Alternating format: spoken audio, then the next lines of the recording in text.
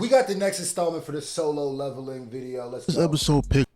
This episode picks off where we left off with our boy Jean pulling up on Jin. It dashes in, but Jin is moving filthy. I don't know how making a pure strength build turn into Spider-Man, cause moves like these aren't just naturally acquired, they're locked behind a skill tree. But now if you remember last episode, right, he put up to the dungeon with this plastic utensil and that shit broke the moment he went up against some comp. But he finally realized he don't need that shit. Jean thought it was sweet and instantly got chin checked. But I'm not gonna hold you, he shook it off and asked for seconds. That nigga different. It dashed in again, but Jin hit him with that right, left, right. Damn near gave him whiplash with every punch. Now look at his body. The top of your cranium should not be touching your spine. That shit is unforgivable. And yeah, that was a cool little combo, but Jean got a reputation to uphold. He will not be taken down by normal means. That's when Jin Boxing a animal like that, something about that just feels wrong. was like, yeah, you got me fucked up. He was not trying to take that risk, but Jean was on his ass. And I guess the divine being gave him a starter kit, cause he deadass yelled out inventory, pulled out a whole sword and sliced straight through Jean. And Jean went from being one person into an entire race. He got pulled up on by two more wolves, but Jin locked in and said he ain't no bitch. He was ready to squabble. The sword was stuck in the ground for a sec, but he got it out and missed the first wolf, but the second one bit the sword. Jin said, oh hell nah, hands off the merchandise, pussy. That left kick had him. I ain't gonna lie, there's something about this is weird. Watching a little whoop a dog-like creature like this is weird to me. Days, so Jin cut his head clean off. He turned to the other wolf and that boy said, yeah, we is not doing that. So that gave Jin a little break to check his stats, and he realized when doing real combat, his level goes up, which also increases every stat by 1. And instead of getting essence stones, he gets items which can be used in the shop to either buy or sell loot. But that wolf that ran off a second ago ain't run for no MMO reason. He brought every last member in his family tree to squabble with this man. But with no hesitation, Jin was itching to get in the mix. They all dashed in and he was catching bodies left and right. Them niggas stood no chance. And Jin was really like, oh, I'd feel guilty if I killed y'all too fast.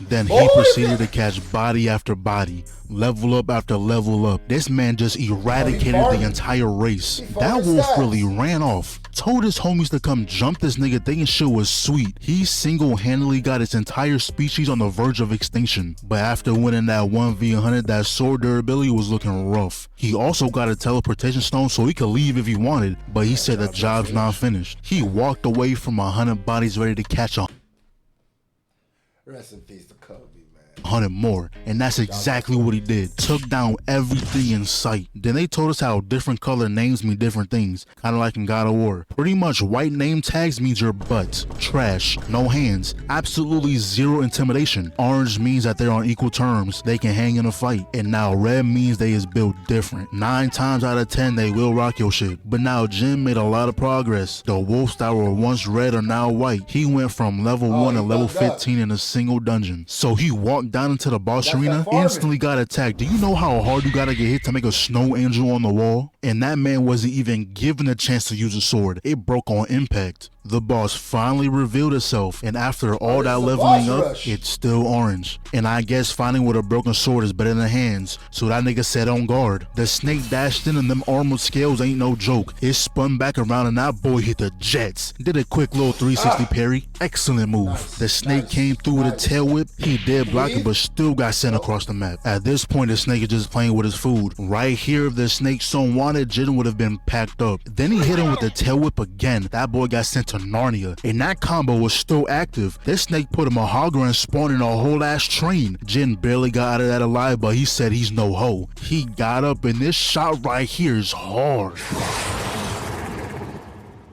But then it cuts to OG telling Jin about his nickname. Come on, bro. What in the... Come on, bro. Don't do that, bro. Don't do that, bro. This is like the second time this happened, bro. Is hunter of all mankind. And is that like a worldwide fact? Do these niggas have leaderboards and Jin is just at the very bottom? How do you even calculate that shit? Because usually the strongest is known for like bringing in the most money, or they have people who actually witness them taking out a whole army. Nah, you gotta have a scholarship of hating if you're calculating this man's downfalls. But anyways, it cuts back to bro getting tail whipped for the 3rd time today. Then it gets up close and personal just to let him know who the big bro is, and smashed him straight through the wall. But Jin wasn't gonna go out like that. ain't He said, if you have overwhelming strength, you go into every situation with an advantage. But if you're weak, there's nothing you can do against the strong. You can be smart, creative, kind, whatever. But when faced against the strong, that don't mean shit. Why try to be kind when you can be? You can outsmart. If you not as strong as somebody else, you could definitely outsmart them. Definitely beat somebody.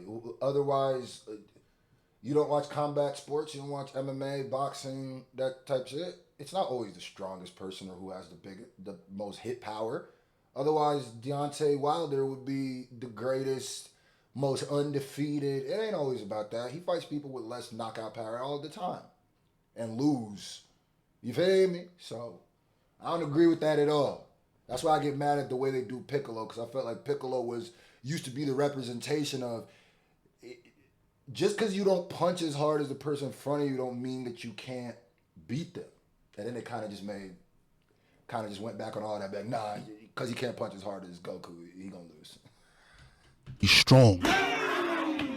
That man unlocked a new level of determination just to get ragdolled again, but that was his last straw. And I don't know if this was some type of power-up, but not gonna lie, if you use this power-up right here, you better not fold. There's only 2 niggas I know who did his exact same power-up, and that's Baki and Yujiro Hanma. And I'd be damned if you use their power-up just to get your ass beat. So he ran in, jumped over the attack, and that man is over here parrying attacks on his own body. So he leaped up. Don't know what the hell happened here, because he lost his sword but ended up gripping the shit out of his neck. This nigga was going crazy, crashing through ceilings, floors, walls, but Jin ate all of that shit. Looks like you should not have had the sword at all. You should have just came through with your hands, bro. But look at this animation. This is looking magnificent. But Jin used all his strength into this final attack, and that snake was finito. And bro was really trying to act nonchalant, talking about some, I guess I've gotten a little stronger, head ass. Boy, chop that boy up into sushi, eh? So it cuts to Honey Boo Bear getting a phone call telling her about the dungeon break, and pretty much told her that no other healers are in town somehow. So unless you want niggas to die, we'll see you in 5. But now we're back to Jin, and the moment he walked outside, he was greeted by a soldier telling his ass to get off the block. But once he noticed that Jin was a hunter, he immediately got put in check. But he explained to him that there was a dungeon break and there's only a single boss left to take care of. So he made it to the scene, and tell me, why are these niggas just standing around taking pictures? The boss is dead ass half a block away. You're putting...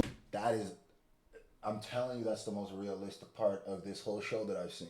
If you think that if giant kaijus would pop out in the middle of Times Square or Tokyo or France or something right now, and you think there's going to be no cell phone footage, you wildin', bro.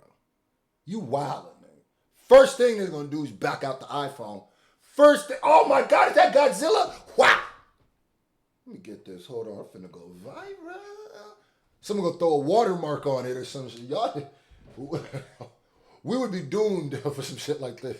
All your faith in E and D rank hunters just so you can take some pictures. If y'all were to get bodied, I wouldn't feel bad. Then we also spotted Bae on the field, and her head is not in the game at all. The moment she does magic, she gets hit with instant PTSD. And all these people are lucky that Jin was here with this Olympic level throw to stun lock the boss. He did that with a broken sword, by the way. He's gotta be at least B rank now. Then he proceeded to walk off into the alley, but you know he had to turn around real quick to revise his work.